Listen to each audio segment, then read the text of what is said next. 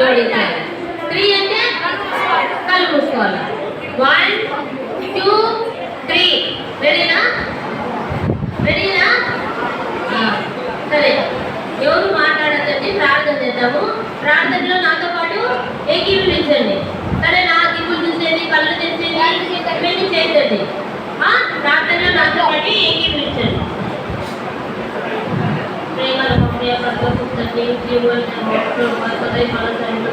మరొకసారి పిల్లలతో ఏకీభవించి మీ మాటల జ్ఞానంలో మోకరించి స్తుతించి ఆరాధించి ప్రార్థించడానికి నన్ను ప్రేమించినట్టు మీకు ఎంతో స్తోత్రాలు చెల్లిస్తున్నాను. పేరు ప్రతి పిల్లలు బట్టి మిమ్మల్ని స్తుతిస్తున్నాను తండ్రి. మమ్మల్ని సన్నిధిలో సంపూర్ణ సంతోషించాలని చేతులు నిత్యసుఖంలో కలవ ప్రభావ వాటిని మేము మా పిల్లలు అనుభవించినట్టు దయచేసి ప్రార్థిస్తున్నాను తండ్రి. సజీవుడైన దేవుడు వైపు మరొక దినాన్ని మమ్మల్ని సజీవ లెక్కలో చేసి దయాగిరిలో వేసినట్లయితే ప్రభావ మీకు ఎంతో స్తోత్రాలు చెల్లించుకుంటూ వస్తున్నాను తండ్రి. ప్రభావ ఈ సమయాన్ని ఎంతో తండ్రి మీరు దీవెనకరంగా ఉంచుతూ ఆశీర్వాదకరంగా ఉంచుతూ రావాల్సిందిగా ప్రార్థిస్తున్నాను ప్రభావ. మరి పిల్లలు కూడా తండ్రి మీ ఎందుకు భయభక్తులు కలిగి కూర్చునే వారుగా సిద్ధపరచుడు తండ్రి. బిడ్డగా చీమిని బిడ్డలకు దయచేయమని మీ సన్నిధానంలో ప్రార్థిస్తున్నాను ప్రభావ.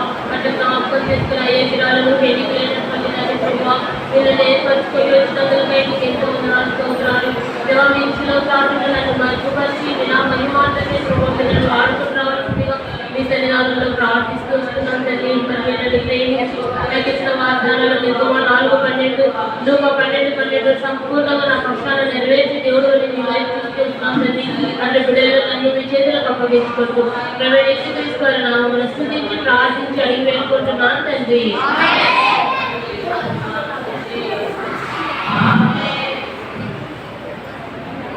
ఈరోజు ఎన్ని రోజు మనం ఏం చేస్తూ 4వ రోజు కదా.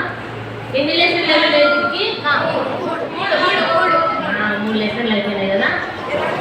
సరే, మనకి లాంఛన్ ఏంటి? ప్రభువులకు తలపెట్లు నడుము. రిఫరెన్స్ ఒకటి. మరి 3వ లెసన్లో మనం ఏం వింటాము? ఏం నేర్చుకుంటాం? పట్టపాటి చెప్తారు ఎవరన్నా? నేర్చుకోలేదా ఎవరు? నిన్నంతా జ్ఞాపకం ఉంది కదా, అంటే నేర్చుకోలేదా? ఎవరైనా నేర్చుకోలేదా? ఒక్కరు నేర్చుకోలేదా? బాయ్స్ గర్ల్స్ ఎవరు నేర్చుకోలేదా? సండే స్కూల్ పిల్లలు నేర్చుకోలేదా? నేర్చుకోలేదా?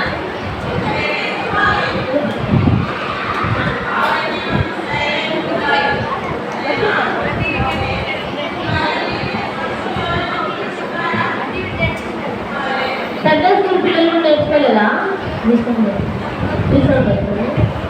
సండే స్కూల్ పిల్లలు నేర్చుకోలేదా?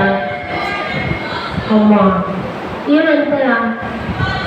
సరే, ఈరోజు మన లెసన్ పేరు దేవునితో నడిచిన 2 మనుషులు. ఏం పేరు లెసన్ పేరు? 2 లెసన్. థర్డ్ లెసన్ లో ఏం నేర్చుకున్నాం మనము? థర్డ్ లెసన్ లో ఎవరి గురించి తెలుసుకున్నాము? కయ్యూను హేబేలు. కయ్యూను హేబేలు ఎవరి సంతానము? ఆదాము హవ్వ సంతానం కదా. కయ్యూను ఏం పని చేసేవాడు?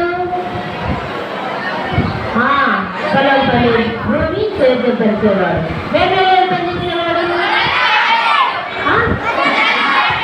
గొర్రెల కాపరు కదా.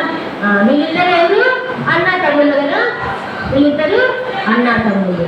సరే, వీళ్ళిద్దరు ఏం చేస్తారు? దేవుడికి అర్పణలు తీసుకొచ్చినారు కదా. ఏ విధంగా తెచ్చినారు? కయ్యూను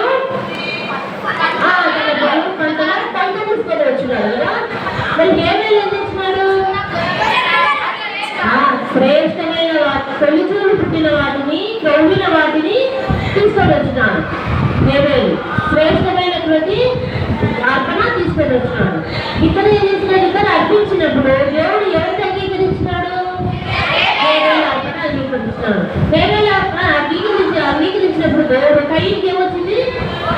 కోపం వచ్చింది కదా. ఆ కోపం వచ్చి ఏం చేసినాడు? వాళ్ళ తమ్ముడిని చంపేసినాడు. వాళ్ళ తమ్ముడిని చంపేసిన తర్వాత ఆదాము హవ్వలను దేవుడు కనికరించి వాళ్ళని హేబేలుకు బదులు ఇంకా కుమారుని ఇస్తున్నాడు. అతని పేరు షేతు. ఏం పేరు అతని పేరు? షేతు అనమాట. ఈ షేతు కుమారుడు పుట్టిన తర్వాత వారు ప్రార్థన చేస్తూ వచ్చినారనమాట. ప్రార్థన చేసి షేతు కూడా దేవుని యందు భక్తి కలిగినటువంటి వాడు కాబట్టి దేవుని కూడా హేబేలు వలె శ్రేష్టమైన అర్పణలు తీసుకొని వచ్చేవాడు. ఎవరు? షేతు శ్రేష్టమైన అర్పణలు తీసుకొని వచ్చేవాడు. షేతుకు మునిమనవుడు, అంటే కొడుకు వారి పిల్లలు మునిమనవుడు. అతని పేరులో హానోకు. ఈ షేతు యొక్క మునిమనవుడు అతను. ఇతని పేరు ఏం పేరు? హానోకు. అతని పేరు హానోకు. ఈ హానోకుని గురించి బైబిల్లో చాలా తక్కువగా రాయబడింది అనమాట. కొన్ని వచనాలు మాత్రమే రాయబడినాయి హానోకుని గురించి.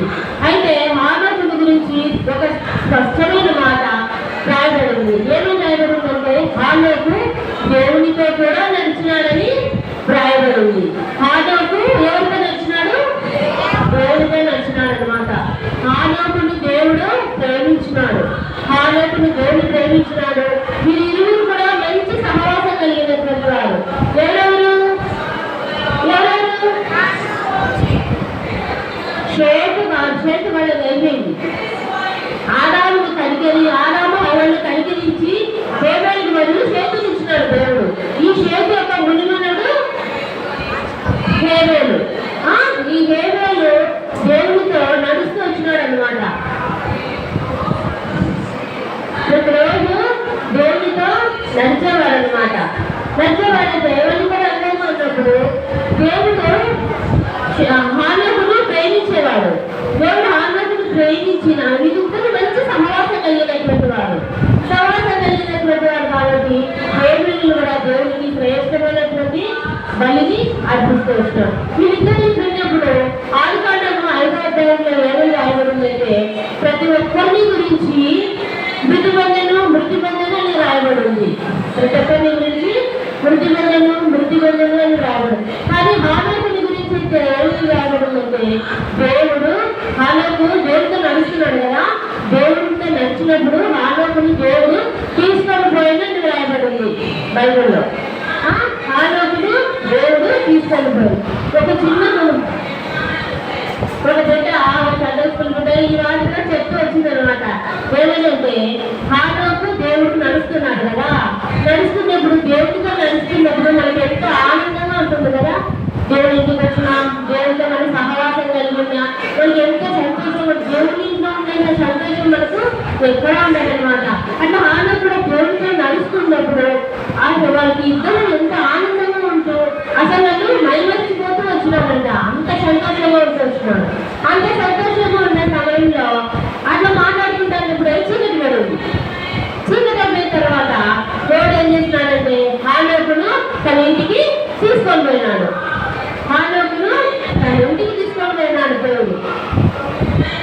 దేవుడితో పరలోకానికి తీసుకొని పోయినాడు. అంటే హానోకు మరణించలేదనమాట. హానోకు మరణించకుండానే దేవుడు హానోకును తన ఇంటికి తీసుకొని పోయినాడు, పరలోకానికి తీసుకొని పోయినాడు. సరే, మనము దేవుడికి ఇష్టంగా ఉండాలంటే ఏ విధంగా ఉండగలము? మనం దేవుడికి ఇష్టంగా చెప్పగలరా? చెడ్డ కార్యములు చేస్తే మనం దేవుడికి ఇష్టంగా ఉంటామా? ఉంటాం కదా.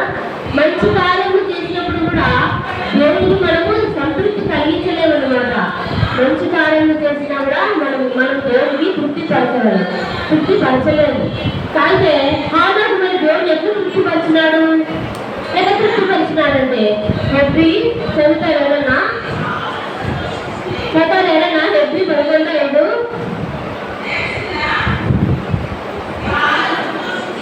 హెబ్రీ 11:5 విశ్వాసం బట్టి హానోకు మరణం చూడకుండా అంటే కొనుక్కోబడలేదు. అతడు కొనుక్కోబడక ముందు దేవుడికి ఇష్టమై ఉంటుందని సాక్ష్యం పొందలేదు. చాలా దేవుడు అతన్ని కొనిపోయిన కనుక అతడు లేకపోయాను. అతడు కొనిపోబడక ముందు దేవుడికి ఇష్టడుగా ఉంటూ వచ్చినాడు. అంటే విశ్వాసాన్ని బట్టి హానోకు దేవుడికి ఇష్టడుగా ఉంటూ వచ్చినాడు అనమాట. మనము కూడా విశ్వాసం కలిగి ఉంటే మనకు కూడా దేవుడు ఒక ప్రత్యేకమైన జీవితము ఇస్తాడనమాట. కాబట్టి మనం కూడా ఏం చేయాలా? దేవుడు యేసుక్రీస్తు ప్రభువును నమ్మకించి మన జీవితంలో ఆయన్ను ప్రభువుగా మన విశ్వాసాన్ని బట్టి మనం స్వీకరించాలన్నమాట. యేసుక్రీస్తు ప్రభువు నీకు నన్ను హానోకుని ప్రేమించినట్లు దేవుడు నిన్ను నన్ను కూడా ప్రేమించినాడు. నిన్ను నన్ను ప్రేమించి మనము నశించిపోక, మనం నరకానికి పోక, దేవుడికి ఇష్టం లేక మన కొరకు దేవుడు లోకానికి వచ్చినాడనమాట. ఈ లోకానికి వచ్చి ఆ శిలువలో మన పాపముల నిమిత్తము దేవుడు మరణిస్తూ వచ్చినాడు. మరణించి భూస్థాపన చేయబడి తిరిగి లేచి పరలోకంలోకి వెళ్ళిపోయినాడనమాట. తిరిగి ఒక దినాన ఆయన మన కోసము రానయ్యాడు. సరే, మనము కూడా హానోకులో ఏం చేయాలి? దేవునికి ఇష్టంగా ఉండాలి. ఒకవేళ మనము రక్షించబడి మన పాపాలన్నీ దేవుని దగ్గర ఒప్పుకుంటే ప్రతి క్షణం ఏం చేయాలి? మనము దేవుడితో నడక ప్రారంభించాలన్నమాట. మన యొక్క విశ్వాసాన్ని బట్టి అడుగున మనం ప్రభువును వెంబడించే వాళ్ళంగా ఉన్నారా? వాళ్ళు దేవుడికి ఇష్టంగా ఉన్నాడు. అట్లా మనం కూడా దేవుడికి ఇష్టంగా ఉండాలి. మనం దేవుడికి ఇష్టంగా ఉండాలంటే మనము ఏం చేయాలా? ఎట్లా మనం దేవుడికి ఇష్టంగా ఉండగలము? హానోకు దేవుడితో నడిచినాడు కదా. విశ్వాసం బట్టి హానోకు దేవునితో నడుస్తూ వచ్చినాడు. విశ్వాసం బట్టి హానోకు దేవుడికి ఇష్టడుగా ఉంటూ వచ్చినాడు. మనం ప్రభుత్వం ఎట్లా నడచాలా? యెహోషువ 1వ అధ్యాయము 8వ వచనం. ఈ ధర్మశాస్త్రంలోని బోధింపక తప్పుకోకూడదు, దానిలో వ్రాయబడిన వాటన్నిటి ప్రకారము చేయటకు నువ్వు జాగ్రత్త పడగలతో దివారాత్రము ధ్యానించునేలా నీ మార్గంలో వర్ధనం చేసుకొని చక్కగా ప్రవర్తించాలి. అంటే దీనిలో వ్రాయబడిన వాటన్నిటి మనం ఏం చేయాలా? ధ్యానించాలన్నమాట. దేవుని వాక్యాన్ని మనము ధ్యానించాలా. దేవుని వాక్యాన్ని ధ్యానించడమే కాక మనం ఏం చేయాలా? వాక్యానుసారంగా నడుచుకోవాలా. అర్థమవుతుందా? దేవుడితో మనము నడచాలంటే మనం ఏం చేయాలా? వాక్యాన్ని చదివి, వాక్యాన్ని గ్రహించి, బైబిల్లో ఏం రాయబడుతుందో తెలుసుకొని వాక్యానుసారంగా మనము నడుచుకోవాలన్నమాట. ఇది ఫస్ట్. రెండోది వచ్చేసి ఎఫెసీయులకు రాసిన పత్రిక 6వ అధ్యాయము 18వ వచనం. ఆత్మ వలన ప్రతి సమయమందును ప్రతి విధమైన ప్రార్థనలను విజ్ఞాపనలు చేయొచ్చు. ఆ విషయమై సమస్త పరిస్థితుల నిమిత్తము పూర్ణమైన పట్టుదలతో విజ్ఞాపన చేయొచ్చు, వెలకగా ఉండాలన్నమాట. మొట్టమొదటిది ఏం చేయాలి? మనము దేవుని వాక్యాన్ని చదివి వాక్యానుసారంగా జీవించాలా. రెండోది ఏం చేయాలా? మనము పరిస్థితుల నిమిత్తము పూర్ణమైన పట్టుదలతో విజ్ఞాపన చేయాలన్నమాట. ఏం చేయాలా? విజ్ఞాపన చేయాలా. మనం విజ్ఞాపన అనేది ప్రార్థన. ప్రార్థన అనేది దేవునితో మాట్లాడడం అన్నమాట. దేవునితో మాట్లాడడమే ప్రార్థన. రెండోది ఏం చేయాలి? మనము దేవునితో మాట్లాడాలి. మూడవది కొలస్సీయులకు 3వ అధ్యాయము 24వ వచనం. ప్రభు వలన స్వాస్థ్యము ప్రతిఫలంగా పొందడమని ఎరుగుదల కనుక మీరేమి చేసినది అది మనుషుల నిమిత్తము కాక ప్రభు నిమిత్తమని మనస్ఫూర్తిగా చేయండి. మీరు ప్రభువైన క్రీస్తుకు దాసులై ఉన్నారు. దాసులై ఉన్నారంటే ఏమని అర్థము? మనం ప్రభువును సేవించాలని అర్థం అన్నమాట. ప్రభువును సేవించాలంటే మనం ఏం చేయాలా? ప్రభువును సేవించాలంటే మనము ఇతరులకు సువార్త చెప్పాలా. ఇతరులకు సువార్త చెప్పాలా. మనం ఇతరుల కొరకు ప్రార్థన చేయాలా. ప్రభువును సేవించాలంటే ఇంకా దేవునిలో మనం ఏం చేయాలా? పని చేయాలన్నమాట. దేవునిలో పని చేయాలా. ఈ విధంగా ఈ 3 పనులు మనం చేసినప్పుడు ప్రభువుని మనము సేవించే వారంగా ఉంటున్నాం. అర్థమైనా? ప్రభువులో మనము హానోకు వల్ల ఇష్టంగా నడచాలంటే ఈ 3 మనం చేయాలా. వాక్యాన్ని గ్రహించాలా. ఏం రాయబడిందో బైబిల్ని గ్రహించాలా. వాక్యానుసారంగా నడుచుకోవాలా. పరిస్థితుల కొరకు మనం ప్రార్థన చేయాలా. ప్రార్థన అంటే దేవునితో మాట్లాడాలి. ప్రభువును మనము సేవించాలన్నమాట. ఈ విధంగా మనము ప్రభువుతో నడుస్తున్నప్పుడు కొన్ని సమయాలలో మనము పడిపోయే అవకాశాలు కూడా ఉంటాయన్నమాట. మనము పడిపోయే అవకాశాలు ఉంటాయి. కానీ పెట్టుకోకుండా మనల్ని కాపాడేది యేసుక్రీస్తు ప్రభువే అన్నమాట. మనల్ని పెట్టుకోకుండా ప్రభువే మనల్ని కాపాడతాడు. ఏ విధంగా కాపాడతాడు అంటే యోహాను రాసిన పత్రిక 1వ అధ్యాయము 2వ వచనం. 2వ అధ్యాయము 1వ వచనం. నా చిన్న పిల్లలారా, మీరు పాపం చేయకుండా ఈ సంగతులను మీకు రాయిస్తున్నాను. ఎవరైనా ఉత్తరవాది తండ్రి యొక్క పడుకున్నాడు. ఒకవేళ మనము ప్రభుత్వం నడిచేటప్పుడు మనం తొట్టిల్లితే మనకు ఎవరుంటారు? విజ్ఞాపన చేయడానికి ప్రభు ఉన్నారనమాట. ఉత్తరవాది ఎవరు? మన పక్షాన మాట్లాడేవాడు. ఉత్తరవాడు యేసుక్రీస్తు ప్రభు ఉన్నాడు పరలోకంలో మన వరకు. మనం ఏదైనా పొరపాటు చేసినప్పుడు, మనం ఏదైనా తప్పు చేసినప్పుడు యేసుక్రీస్తు ప్రభు నీ కొరకు నా కొరకు తండ్రి యొక్క విజ్ఞాపన చేస్తున్నాడు అనమాట. కాబట్టి మనం ఏం చేయాలా? అదే యోహాను రాసిన మొదటి పత్రిక 1:9 మన పాపములను మనం ఒప్పుకొనేలా ఆయన నమ్మదగిన వాడు నీతిమంతుడు కనుక ఆయన మన పాపములను క్షమించి సమస్త దుర్నీతులను మనలను పవిత్రులుగా చేయరు. కాబట్టి మనం ఏం చేయాలా? మనం దేవుడు మన కొరకు విజ్ఞాపనం చేస్తున్నాడు. మనమైతే మన పాపములన్నీ దేవుడి దగ్గర ఒప్పుకోవాలన్నమాట. దేవుడి దగ్గర ఒప్పుకున్నప్పుడు దేవుడు మనల్ని కనికరించి మనల్ని క్షమించేవాడుగా అంటున్నాడు. ఈ విధంగా హానోకు దేవుడితో కూడా నడుస్తూ వచ్చినాడు. ఎట్లా నడిచినాడు? విశ్వాసం బట్టి దేవుడికి ఇష్టడుగా ఉన్నాడు. విశ్వాసాన్ని బట్టి దేవుడితో నడుస్తూ వచ్చినాడు. మనం కూడా దేవుడితో నడిచేటప్పుడు మనం కూడా ఏం చేయాలా? ప్రార్థన చేయాలా? ఇంకా దేవుడి దగ్గర మనము ప్రార్థన చేయాలా? దేవుడి వాక్యాన్ని వాక్యానుసారంగా నడుచుకోవాలా? ఈ విధంగా మనము దేవుడి ఇంట్లో దేవుడు మనము సేవించే వారంగా ఉండాలన్నమాట. అట్లున్నప్పుడు మనం కూడా ప్రభుతో నడవగలం అనమాట. ఇది మొదటి వ్యక్తి గురించి. ఇద్దరు మనుషులు కదా మనం అంటున్నాము. ఇతను మొదటి వ్యక్తి హానోకు గురించి మనము తెలుసుకున్నాం. తర్వాత వచ్చేసి ఇంకొక వ్యక్తిని గురించి మనం తెలుసుకున్నాం. ఇంకొక వ్యక్తి అసలు విశ్వాసం అంటే ఏంటి తెలుసా? చూడని వాటిని మనము నమ్మడం అనమాట. ఇదివరకు మనం వెళ్ళిన చూడని వాటిని ఒక మాట ఎవరైనా చెప్తే అది నమ్మడము, దాంట్లో మనము విశ్వాసం అంటాం అనమాట. ఒక చిన్న బిడ్డ అట్లా పైన అంతస్తుల నుంచి కింద డాడీని చూసి వాళ్ళ డాడీని పిలిచిందంట. డాడీ అని పిలిచిందంట. వాళ్ళ డాడీ ఏం చేసినాడంటే పై చూసి కిందికి దుమ్ము మాని వాళ్ళ తండ్రి బిడ్డకు చెప్తూ వచ్చినాడు. కిందికి దుఃఖమని పై నుంచి కిందికి దుఃఖాలంటే భయమే కదా ఎవరికైనా. ఆ పాప ఏం చేసిందంటే భయపడింది అనమాట. ఫస్ట్ భయపడి సరే ఉందా నా తండ్రి ఉన్నాడు కదా, నన్ను ఎట్లయినా కాపాడతాడు, నన్ను ఎట్లయినా పట్టుకుంటాడని చెప్పి ధైర్యంతో పై నుంచి కిందికి దొరికింది ఆ పాప. దిగినప్పుడు ఆ తండ్రి చేతుల్లో ఆ పాప చేయడం ఉంది. ఎందుకంటే తండ్రి ఉన్నాడు, తండ్రి కింద పడుకోకుండా పట్టుకుంటాడనే ధైర్యంతో ఆ పాప దుంకిందనమాట. అది విశ్వాసం అంటే అర్థమైనా? సరే, ఇప్పుడు హానోకు గురించి వచ్చి నోవహు గురించి నేర్చుకుందాం. ఈ నోవహు కూడా దేవుని విశ్వాసం కలిగినటువంటి వ్యక్తి అనమాట. అంతేకాదు నోవహు ఈ యొక్క లోకమంతా దేవుని భయభక్తులు కలిగిన వాడు నోవహు. నోవహు కూడా దేవుడు ఏది చెప్తే అది నమ్మి చేసేవాడు అనమాట నోవహు. అంతేకాకుండా నోవహు ఆ దుష్టలోకంలో నోవహు ఒక్కడే ప్రత్యేకమైన జీవితము జీవిస్తున్నాడు అనమాట. నోవహు ఏం చేస్తున్నాడంట?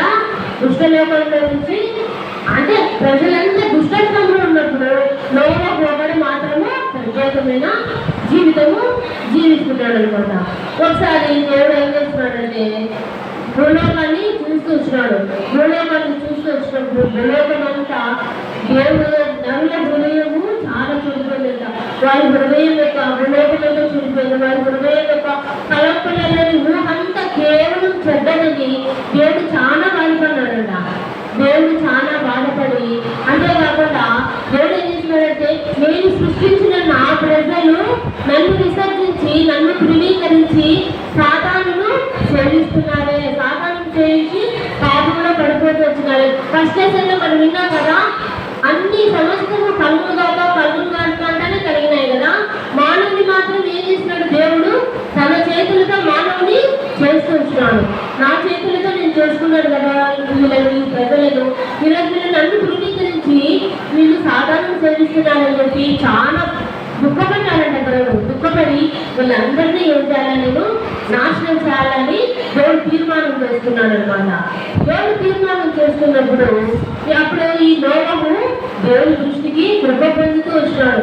అంటే బైబిల్లో రాయబడింది, అయితే నోవహు దేవుని దృష్టి ఎందు కృప పొందిన వాడు ఆయన అని ఉంది. అయితే దానిలో అయితే చాలా అర్థం ఉంది. అంటే అంత లోకమంతా దుష్టత్వంలో ఉన్నా కానీ నోవాహు ఒక్కడు దేవుని కృప పొందినటువంటి వాడు అనమాట. నోవాహు చాలా మంచి వ్యక్తి, దేవుడికి ప్రీతికరంగా ఉంటూ వచ్చినాడంటే నోవాహు. తర్వాత ఏమైందంటే నోవాహు దేవుడికి ప్రీతికరంగా జీవిస్తూ వచ్చినాడు. ఆ విధంగా ఉన్నప్పుడు నోవాహు నీతిమంతుడు నోవాహు. తర్వాత వచ్చేసి ఆ తరం వారిలో నోవాహు నిందారహితుడుగా ఉండి నోవాహు కూడా దేవుడితో నడిచిన వ్యక్తి. అంటే ఫస్ట్ ఎవరు తీసుకున్నాం మనం దేవుడితో నడిచిన వ్యక్తులు? ఫస్ట్ వ్యక్తి ఎవరు?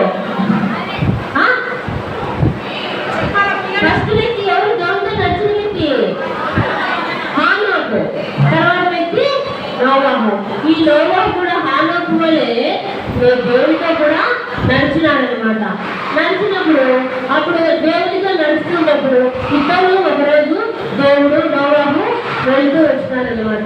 దేవుడు నోవాహు వెళ్తూ వచ్చినప్పుడు ఒకసారి దేవుడు నోవాహుతో ఈ విధంగా అంటూ వచ్చినాడు. దేవుడు ఎంత వచ్చినాడంటే దేవుడు నోవాహు, దేవుడు కాదు ఇది నోవాహు. ఈ విధంగా వీళ్ళిద్దరు సహవాసం కలిగి నడుస్తున్నప్పుడు దేవుడు నోవాహుతో అనుభవించినాడు.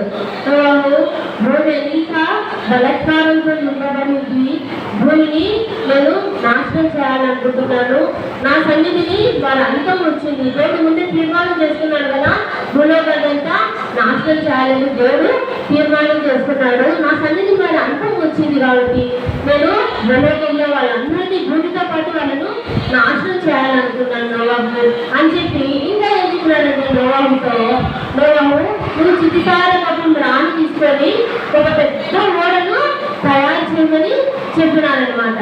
ఎంత పెద్ద ఓడ అంటే దేవుడి పని ఎట్లుంటుందంటే ఖచ్చితంగా ఉంటుంది. దేవుడి పని దేవుడు ఏదైనా ఖచ్చితంగా కొలతలతో సహా చెప్పినాడు నోవాహుకు.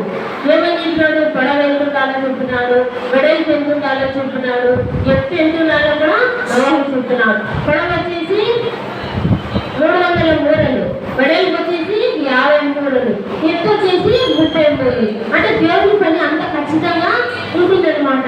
కాబట్టి నువ్వు ఓడను తయారు చేయాలి నోవాహు అని నోవాహుకు కొలతలతో సహా చెప్పినాడు. ఎందుకు దేవుడు నోవాహును ఓడ చేయమన్నాడు? ఇదిగో నేను సమస్త శరీరాల మీదకి అంటే ఆకాశం కింద ఉండకుండా అందరినీ నేను నాశనం చేయడానికి జల ప్రవాహంను రప్పిస్తానని నేను భూలోకంలోకి. ఆ జల ప్రవాహం వచ్చినప్పుడు సమస్తము చనిపోతాయి. ప్రతి ఒక్కటి ప్రతి ఒక్క జీవి కూడా చనిపోతాడు. కాబట్టి నేను ఓడలోకి ప్రవేశించాలి. కాబట్టి నీ కుటుంబం కొరకు మీరు క్షేమంగా ఉండడానికి ఆ జల ప్రవాహం వచ్చినప్పుడు నువ్వు నశించుకోకుండా, మీ కుటుంబం నశించుకోకుండా ఉండడానికి ఓడను తయారు చేయమని చెప్పినాడు అనమాట. చెప్పినప్పుడు సర్లే అని చెప్పేసి ఈ నోవాహు చూసినాడా జల ప్రవాహం అంటే ఏదో తెలియదు. అయినప్పటికైనా దేవుడు మాట నోవాహు విశ్వాసం ఉంచినాడనమాట. విశ్వాసం ఉంచి దేవుడు చెప్పినట్టే నోవాహు చేస్తూ వచ్చినాడు అనమాట. దేవుడు చెప్పినట్టే నోవాహు చేస్తూ వచ్చినాడు. ఆ తర్వాత ఏమైందంటే ఇప్పుడు నోవాహు ఓడను చేయడము మొదలు పెడుతూ వచ్చినాడు అనమాట.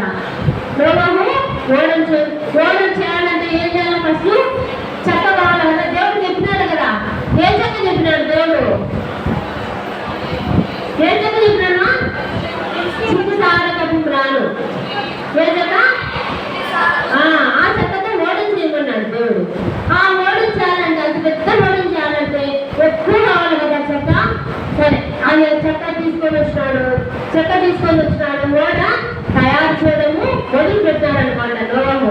మొదలు పెట్టినప్పుడు అక్కడ ఇరుగు పొరుగు వాళ్ళు ఉంటారు కదా, ఇరుగు పొరుగు వాళ్ళు ఏం చేస్తారంటే ఓ నోవాహు ఎందుకు నువ్వు ఇది తయారు చేస్తాడు అంటే అక్కడ వాళ్ళు అడిగింటారు, చెక్క అమ్మేటప్పుడు కూడా అతను కూడా అడిగింటాడు కదా, ఎందుకు నువ్వు ఇంత చెక్క కొడుతున్నావు అని. అంటే ఒక్కొక్కరికి ఒక విధంగా ప్రశ్నలు వేస్తుంటారనమాట.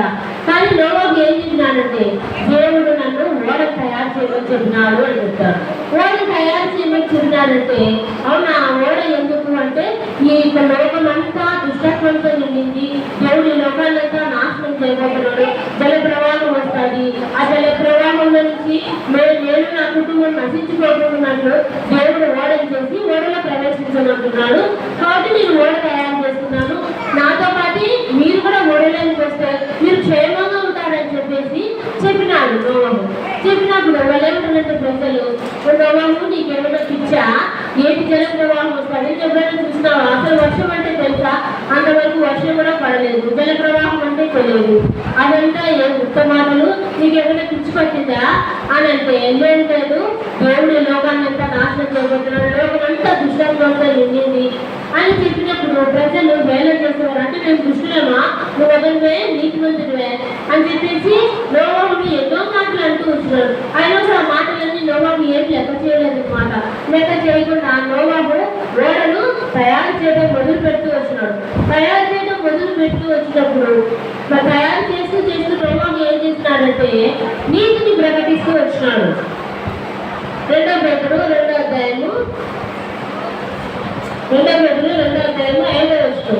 మరియు ఆయన పూర్వకాలం లోకంలో విడిచిపెట్టగా భక్తిహీనుల సమూహం మీదికి జల ప్రళయం రప్పించినప్పుడు నీతిని ప్రకటించిన నోవాహును మరీ 7 కాపాడు. నీతిని ప్రకటిస్తూ వచ్చినాడు అనమాట నోవాహు.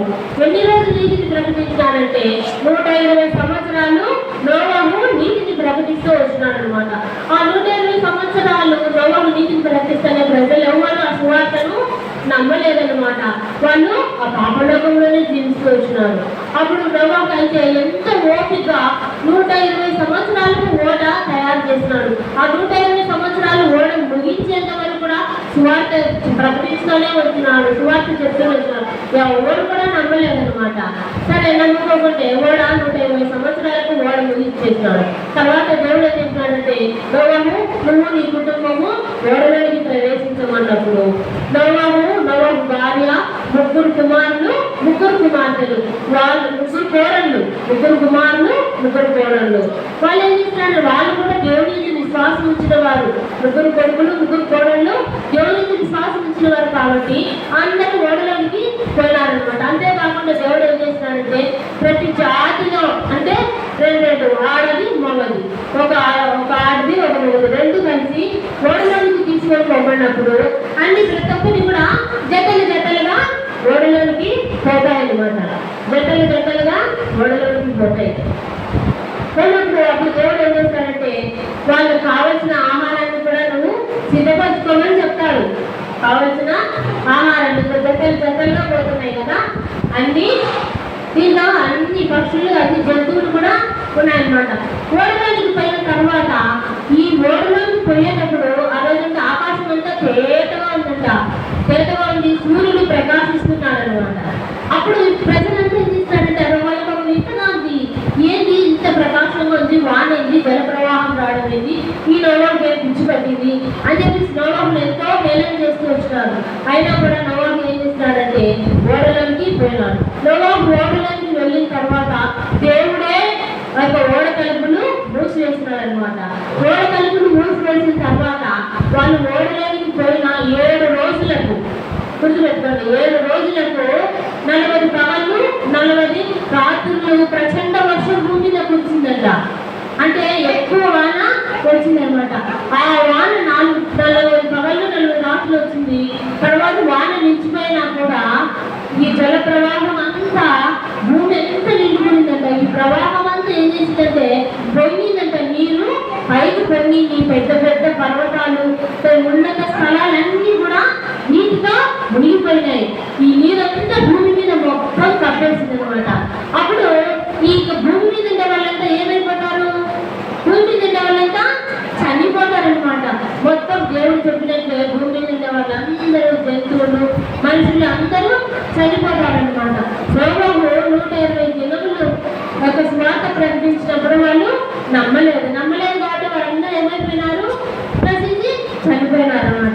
చనిపోయిన తర్వాత 1 సంవత్సరము నోవాహు ఓడలో ఉన్నారనమాట. ఈ నీటి ప్రభావం వలన ఓడ నీళ్ళ మీద తేలుతూ వచ్చింది.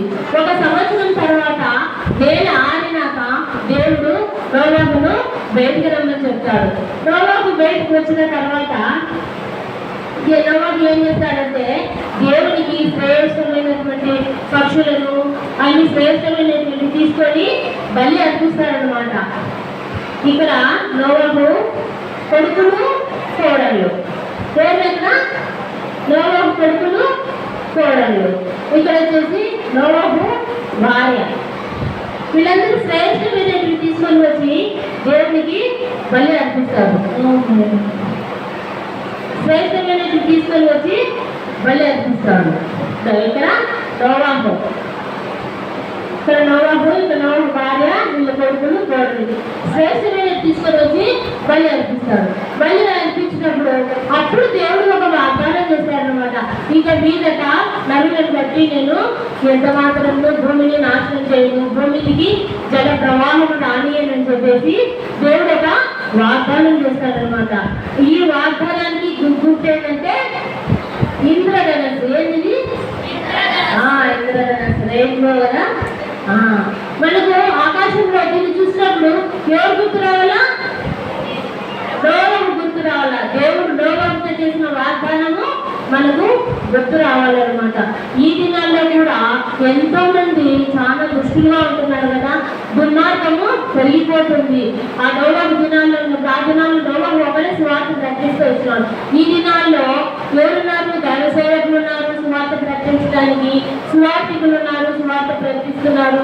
ఇంకా రేడియోల ద్వారా, టీవీల ద్వారా దేవుని వాక్యం సమృద్ధిగా వినిపిస్తుంది అనమాట. కానీ ఎవరు కూడా ఆ దినాల్లో ఉన్నట్లు ఈ దినాల్లో కూడా ఎవరు కూడా సువార్తను నమ్మడం లేదు. ఎవరు కూడా దేవుడిని విశ్వాసించలేదు. పైగా దేవుని సేవకులను, దేవుని పిల్లలను ఇప్పుడుండే లోకంలో ఈ దుర్మార్గులు, దుష్టులు ఏం చేస్తున్నారంటే ఎంతో వాళ్ళను బాధ పెడుతున్నారు, హింసించుతున్నారు అనమాట. మరి ఈ దుష్టలోకంలో మనం కూడా ఉన్నాం కదా. మనం కూడా ఎట్లుండాలా? నోవాహు వలె మనం కూడా నీతిమంతులం. మీ ప్రత్యేకమైన జీవితం మనము జీవించాలన్నమాట. నోవాహును ఆ యొక్క ఓడ కాపాడించగల జలప్రలయం నుంచి మనల్ని కూడా రాబోయే ఉగ్రత నుంచి తప్పించాలంటే యేసుక్రీస్తు అనే ఓడలోనికి మనము రావాలన్నమాట. యేసుక్రీస్తు అనే ఓడలోనికి మనం వచ్చినప్పుడు మనమంతా క్షేమంగా ఉంటాము. నోవాహు దేవునితో కూడా నడిచిన వాడు కదా. దేవుని విశ్వాసం నుంచి దేవుడు చెప్పినట్లు చేసేవాడు. ఎంతో ఓర్పు కలిగినటువంటి వాడు. నోవాహు సరైన అర్పణను అర్పించినటువంటి వాడు అనమాట. ఈ నోవాహు దేవుని ఎందుకు కృప పొంది, దేవుని ఎందుకు కనికరం పొందిన వాడు కదా. ఇటువంటి నోవాహు కూడా తర్వాత తన జీవితంలో పాపంలో పడిపోతూ వచ్చినాడు అనమాట. అది మనం కూడా మన జీవితంలో ఒక్కొక్కసారి ఏదో ఒక పాపము మనలో ప్రవేశించుతుంది. అది గర్వం కానీ, అసూయ కానీ, అవిధేయత కానీ. రెండో లెక్కల్లో చూసుకున్నాం కదా మనము. ఆదాము హవ్వలు ఏమైపోయినారు? అవిధేయులు అయిపోయినారు కదా. అవిధేయులు అయిపోయినారు. అసూయ, అవిధేయత ఏదో ఒకటి మన జీవితంలోనికి వచ్చినప్పుడు మనం ఏం చేయాలంటే వెంటనే ఇంకా చదువుకున్నాం కదా. యోహాను రాసిన మొదటి పత్రిక 1:9 ఏమైంది?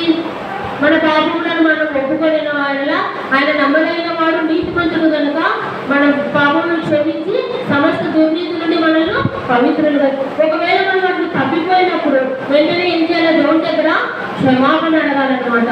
క్షమాపణ అడిగిన తర్వాత కూడా మరి సామెతలు 28:13 ఏమని రాయబడిందంటే అతిక్రమం దాచిపెట్టేవాడు వర్ధిల్లడు, వాటిని ఒప్పుకొని విడిచిపెట్టేవాడు కనికరం పొందునని. మనం ఒప్పుకోవాల దేవుడి దగ్గర విడిచిపెట్టాలన్నమాట. అది ఒప్పుకొని విడిచిపెట్టి దేవుడితో కూడా